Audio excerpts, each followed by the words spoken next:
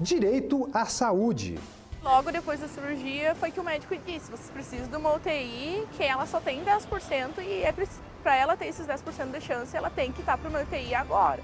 Filhos tiveram que entrar na justiça para conseguir vaga na UTI para a mãe que sofreu um acidente. Direito à acessibilidade nos cinemas. As produções cinematográficas não são pensadas nos surdos, né? Infelizmente, isso que acontece. Para garantir o direito de acesso à cultura, a Justiça Federal determinou que todo filme nacional patrocinado pelo BNDES tenha legenda para deficientes auditivos. Os direitos que estão na Carta Magna e ajudam a mudar a vida do brasileiro, você acompanha agora, na edição especial do Via Legal, 30 anos da Constituição Brasileira.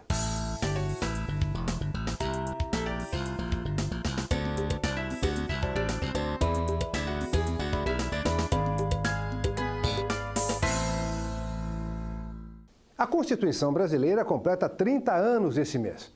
Considerada um marco da democracia do nosso país, ela ampliou a justiça social e garantiu direitos básicos. E muitas vezes a gente nem percebe o quanto ela faz parte do nosso dia a dia. Saúde, educação, moradia, trabalho, alimentação, segurança.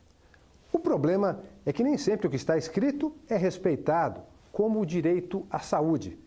Quanta gente espera por vagas em UTIs, por exemplo? Um problema que acontece em todo o país. No Rio Grande do Sul, uma família precisou ir aos tribunais para garantir a internação da mãe com traumatismo craniano. Além dos filhos, Mari tinha outra paixão. Era um hobby para ela, ela era sagrado. No final de semana ela tinha que andar de bicicleta. A filha Gabriela conta que os passeios pelas ruas de Santa Maria, no centro do Rio Grande do Sul, eram sempre ao lado do namorado Marcelo. E eles se encontraram, né? Fiaram parceiros, iam todos os finais de semana andar, faziam até 50 quilômetros às vezes de bicicleta. Parceirona dele. A mãe da Gabriela gostava de andar de bicicleta, especialmente nos finais de semana. Num desses passeios, ela tentou atravessar esta rodovia que fica na periferia do município, mas acabou sendo atingida em cheio por um veículo. Eu estava em casa e chegou um rapaz de moto e disse assim, o Marcelo mandou avisar vocês para ir ali na faixa que aconteceu um acidente. Só que eu não pensava que era com ela. Eu pensava, que aconteceu alguma coisa com o Marcelo ou com alguém? Daí quando eu cheguei lá na hora, ela já estava dentro da ambulância. Mari teve traumatismo craniano e foi encaminhada para o Hospital Universitário de Santa Maria, o único que atende pelo SUS na região. Logo depois da cirurgia foi que o médico disse, vocês precisam de uma UTI que ela só tem 10% e para ela ter esses 10% de chance, ela tem que estar para uma UTI agora. Na época, a UTI estava superlotada. Sem recursos para bancar um hospital privado, Gabriela e Bruno procuraram a Defensoria Pública da União na tentativa de salvar a vida da mãe. Como o acidente aconteceu no domingo, né, os órgãos públicos eram fechados, daí só na segunda pela manhã que a gente conseguiu, né, dar um encaminhamento, né, para conseguir isso. Segunda de manhã viemos para a Defensoria Pública, que só abre às 8, 9 horas, para encaminhar, pegar os papéis aqui, para levar para o hospital, para o médico assinar, para voltar aqui, e assim foi, né? O dia inteiro em função dos papéis para conseguir o UTI aqui. Com o apoio da Defensoria Pública, os filhos de Mari entraram com uma ação para conseguir uma vaga na UTI. A Justiça Federal de Santa Maria concedeu liminar à família, mas a União alegou falta de prova de que o tratamento na sala de pronto atendimento foi ineficaz e recorreu. O Tribunal Regional Federal da 4ª Região manteve a decisão de primeiro grau. Mari conseguiu a vaga na UTI, só que ela não resistiu. Foi feito todos os procedimentos que a gente sabe, né, que poderiam ser feitos para ver se ela conseguia se recuperar ou não. O caso dela não é um fato isolado. De cada 10 ações que chegam à justiça aqui de Santa Maria, pelo menos 2 são pedidos de internações ou medicamentos. Para esse juiz federal, o alto índice de processos tem uma explicação. 2 questões principais, básicas. Primeiro, a atuação da Defensoria Pública da União, que atua junto à Justiça Federal. O cidadão que tem um plano de saúde, ele dificilmente vai precisar da justiça, né, para obter aquele tratamento que ele precisa. Então, o cidadão de baixa renda, que é o público da Defensoria, a Defensoria tem condições Santa Maria ele dá essa atuação. E o segundo aspecto é um aspecto, esse sim, que não é próprio de Santa Maria, que é a falha do sistema, a falha do funcionamento. E em Santa Maria em especial, nós temos apenas um hospital que presta atendimento SUS. Atualmente, o Hospital Universitário de Santa Maria tem 403 leitos, 15 de UTI. Algumas vezes vem uma ordem judicial que a gente não discute, a gente cumpre, né? A ordem judicial se cumpre, né?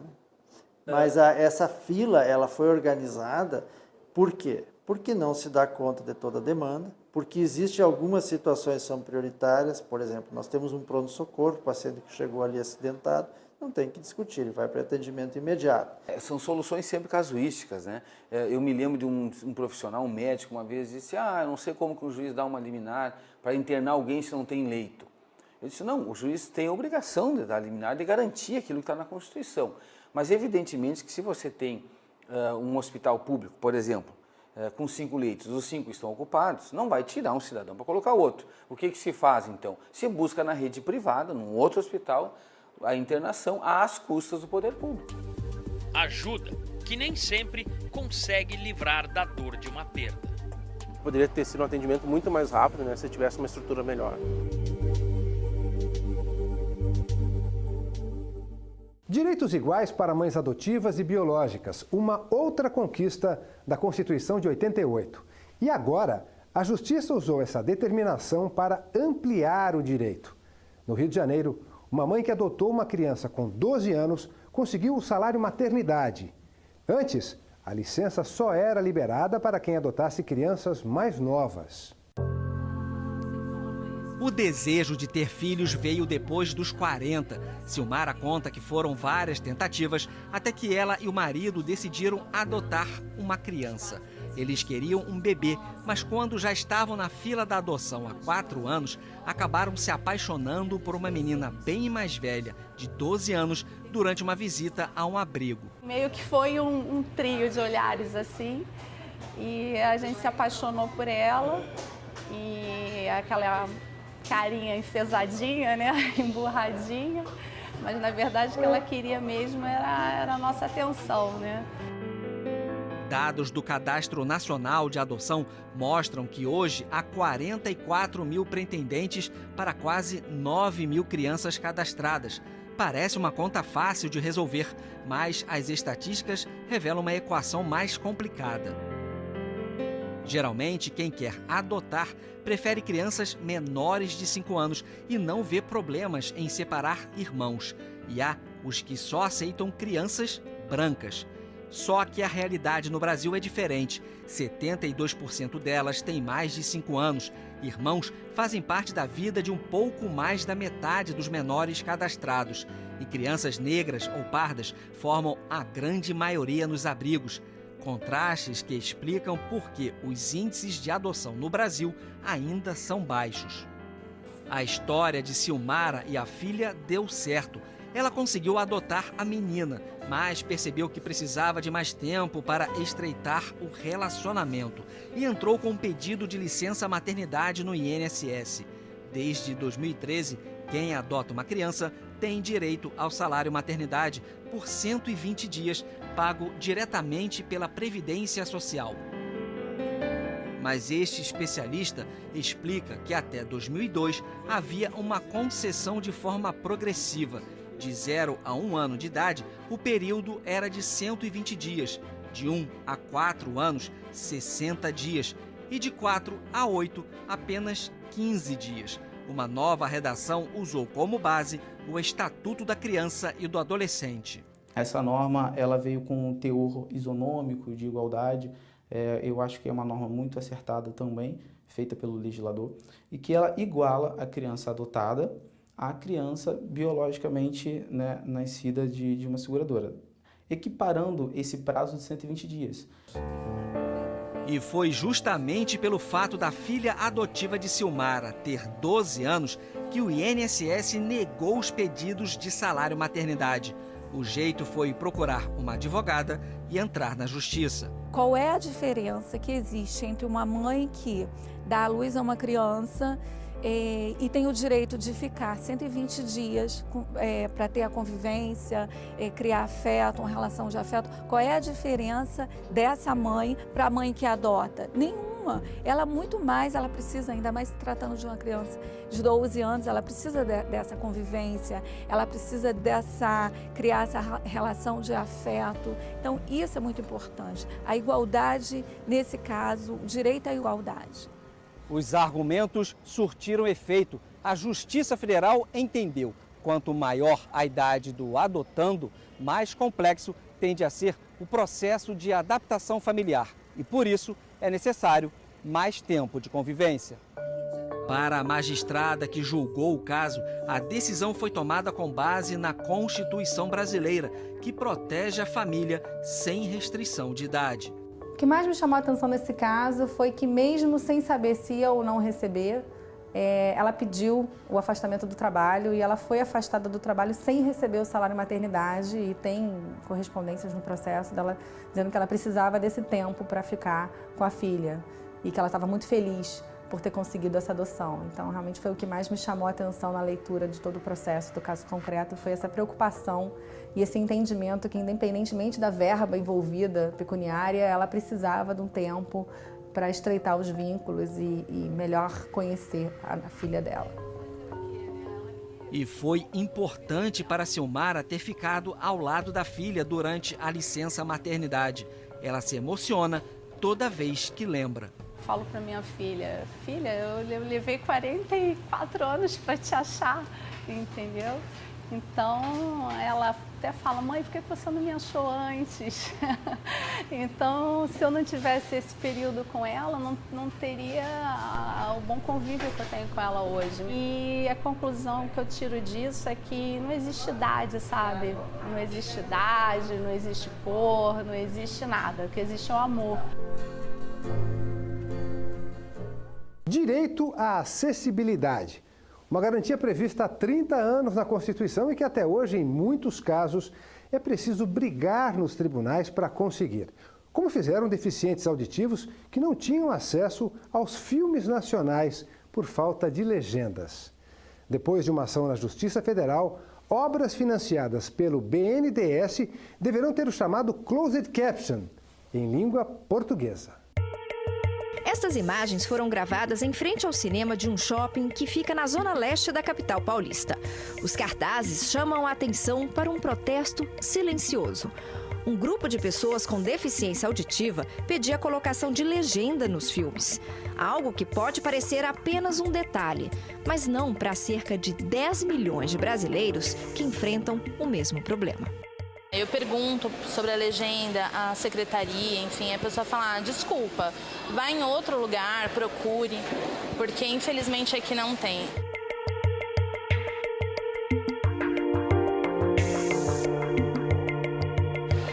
Com a legenda eu me emociono, eu consigo sentir a vibração do filme. Por isso, o surdo reclama bastante sobre essa questão e a importância disso. A emoção, a felicidade, a acessibilidade. A falta de legendas para os surdos é o mesmo que não ter áudio para os ouvintes. Você acha que ninguém aqui sabe que você...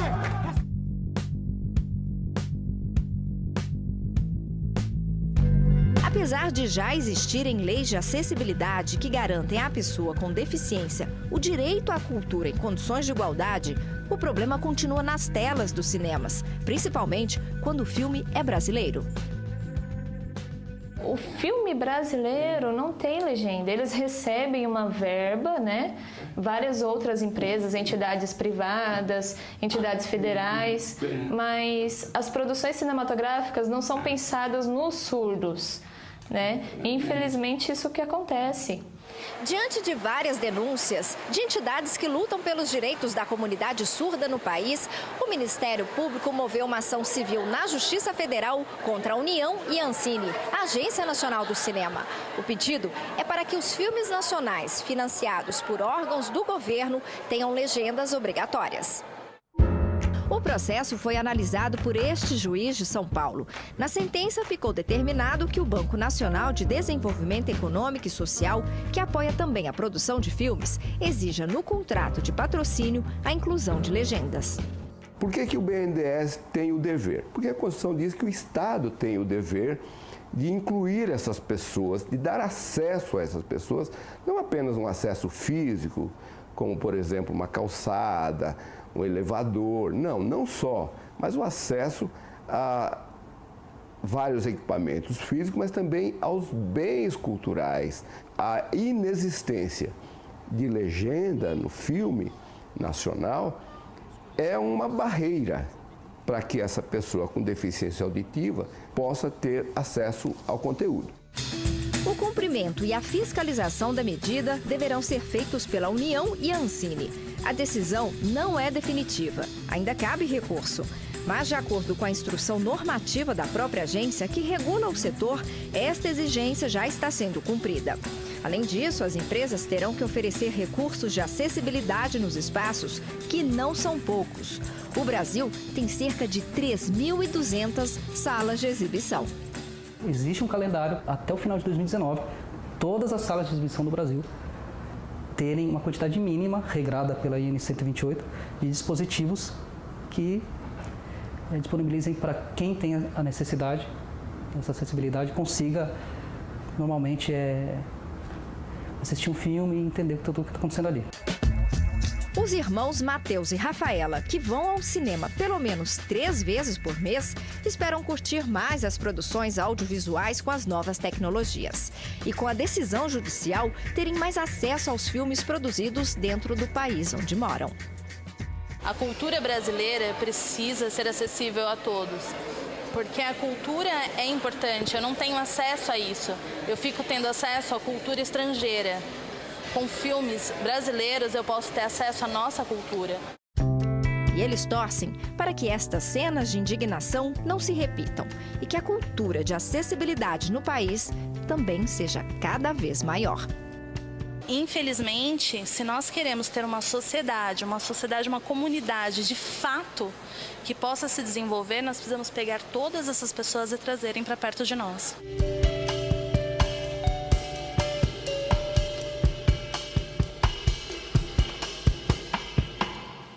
A Constituição de 88 reconheceu que somos um país multiétnico e concedeu direitos aos povos indígenas.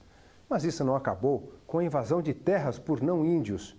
Em Pernambuco, a Justiça deu prazo para que famílias de agricultores desocupem a reserva dos Pancararu. Estamos na terra indígena Pancararu, no sertão de Pernambuco. Aqui, a cultura dos índios, dominados no passado pela colonização portuguesa, permanece bem viva, como o toré e o ritual dos encantados. Ao todo, são pouco mais de 8.100 índios, que vivem basicamente da agricultura familiar. Com o passar do tempo, a comunidade cresceu, mas as terras não, e ficou cada vez mais difícil produzir o próprio alimento. Nós indígenas, alguns já estão desmatando as serras para poder fazer roça, para poder fazer casa, porque nós não temos mais espaço aonde construir nossas casas e construir nossas roças para a gente poder produzir e tirar o nosso sustento. Só que essa situação está perto de mudar. A Justiça Federal determinou a desocupação de cerca de 2.000 hectares de terras que pertencem à aldeia Pancararu. O decreto da homologação do território, que fica no município pernambucano de Jatobá, foi assinado há mais de 30 anos. Em 1940, foi feita a primeira demarcação da terra Pancararu pelo SPI, que era o Serviço de Proteção ao Índio. O território demarcado inclui toda essa área, que abrange parte dos municípios de Tacaratu, Petrolândia e Jatobá, somando 8.100 hectares. Mas, até hoje, cerca de 20% deste território estão ocupados por não-índios. Boa parte desses moradores vive na região desde que nasceu. São pequenos agricultores familiares que construíram 4 comunidades que moram há mais de 300 anos e não podem ficar à margem da sociedade. Mas os Pancararu reivindicam essa terra. Eles dizem que, além de ter um vínculo afetivo, a área é ideal para a agricultura dos indígenas. Essas terras, elas são mais férteis. Elas hoje estão localizadas quase, eu posso dizer, numa planície, em terras planas. Na tentativa de fazer uma desocupação pacífica, a Justiça Federal mediou alguns acordos entre os não-índios e os líderes da aldeia. Mas os prazos não foram cumpridos e o clima ficou tenso. Os líderes da aldeia Pancararu passaram a fazer parte do Programa Estadual de Proteção dos Defensores dos Direitos Humanos. Mas quando ia começar a desocupação com a força policial, os não-índios entraram com um novo pedido à Justiça. Queriam o pagamento antecipado das indenizações e a garantia de terras férteis para todas as famílias que seriam retiradas do local. O que nós estamos reivindicando é o direito de continuar sendo cidadão e ter onde produzir, sair de uma terra e ir para outra. E isso nem o governo, nem os órgãos foram capazes de dar. O Tribunal Regional Federal da 5ª Região negou, por unanimidade, o pedido dos ocupantes não-índios. Os desembargadores se basearam na decisão final do título de reconhecimento das terras do povo Pancararu em 2010. Na verdade, a lógica, defendida pelos agravantes era exatamente inversa. A sentença disse: saiam para ter direito à indenização, saiam para serem realocados em outras áreas, e não o contrário. Segundo o INCRA, as famílias com perfil de agricultores vão ser realocadas para o reassentamento Abreu e Lima, em Tacaratu, que fica a 18 quilômetros da terra indígena. E estão depositados em juízo mais de 5 milhões de reais para essas indenizações. O INCRA está providenciando esse reassentamento, ofertou 95 vagas no PA Abreu e Lima, que é no município de Tacaratu, próximo à terra indígena, para que haja esse reassentamento, mas há uma recusa sistemática dos poceiros em se deslocarem para essa área. Do total, 45 famílias aceitaram as condições do INCRA e deixaram as terras indígenas, mas a maioria não aceitou. A nossa reivindicação é que tenhamos condições e terras para sobreviver no município de Jatobá, porque o Abreu e Lima é em outro município e é uma terra inviável porque é desclassificada segundo a Embrapa, sem qualidade alguma, e as nossas comunidades produzem e vivem do que plantam. Mesmo diante das reivindicações, o magistrado explica que a decisão levou em conta os direitos dos povos indígenas, previstos na Constituição Federal. Que é justamente o que dispõe o artigo 231 da Constituição, quando defere aos índios a proteção às suas terras, os costumes, a sua história, e não havia por que, nesse caso, prevalecer um direito de moradia, que inclusive poderia ser...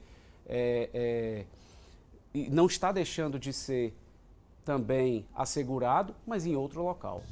Com isso, foi definida, então, a retomada imediata do plano de desocupação das terras indígenas.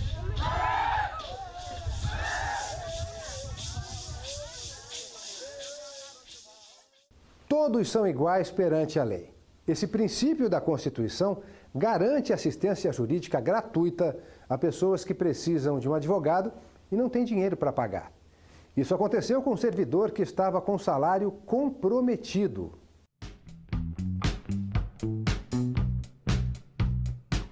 Sabe aquele problema que não tem jeito, só dá para resolver na justiça? Pois é, muita gente passa por isso.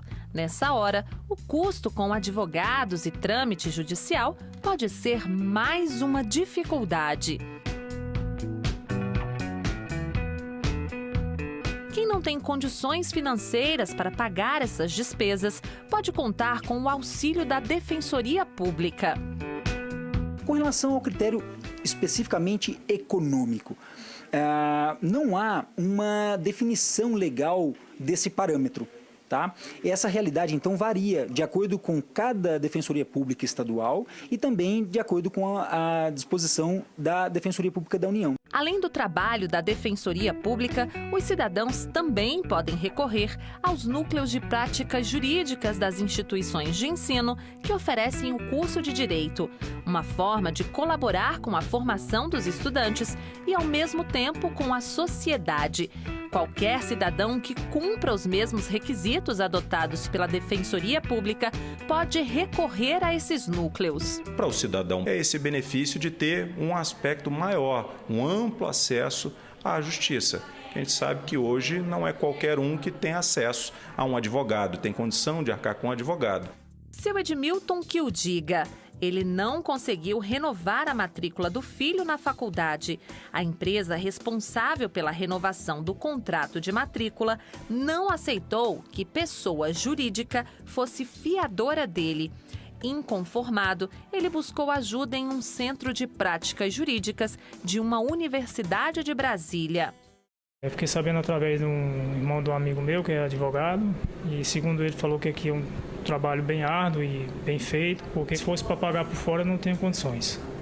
Mas e quando a renda familiar ultrapassa o limite estipulado para se ter direito à justiça gratuita e mesmo assim faltam recursos para arcar com custos judiciais?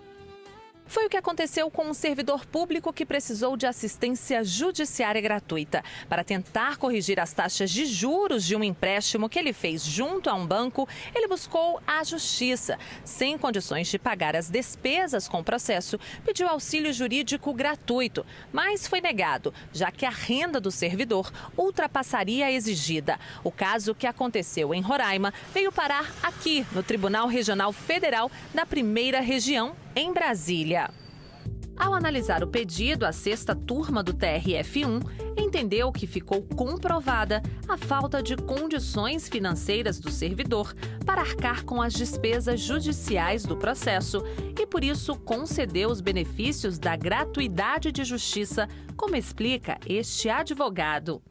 A Constituição da República determina em seu artigo 5º, inciso 74, que o Estado prestará assistência integral e gratuita para aqueles que comprovarem insuficiência de recursos. No caso do processo, em especial, em que pese ser um funcionário público, por um lado ele conseguiu comprovar nos autos a sua momentânea insuficiência de recursos, além de que o magistrado explorou muito bem o texto constitucional e legal. Com a decisão, o servidor pôde ser atendido pela Defensoria Pública do Estado. O coordenador do Núcleo de Práticas Jurídicas do Centro Universitário de Brasília destaca que eles estão preparados para atender gratuitamente as demandas de qualquer área. Quanto mais rápido para essa questão seja resolvida, porque se fosse para pagar por fora não tem condições. É isso. O Via Legal fica por aqui. A gente volta na semana que vem com outras decisões da Justiça Federal. Gostou de uma matéria? Quer ver de novo? Mostrar para um amigo? Acesse as nossas redes sociais.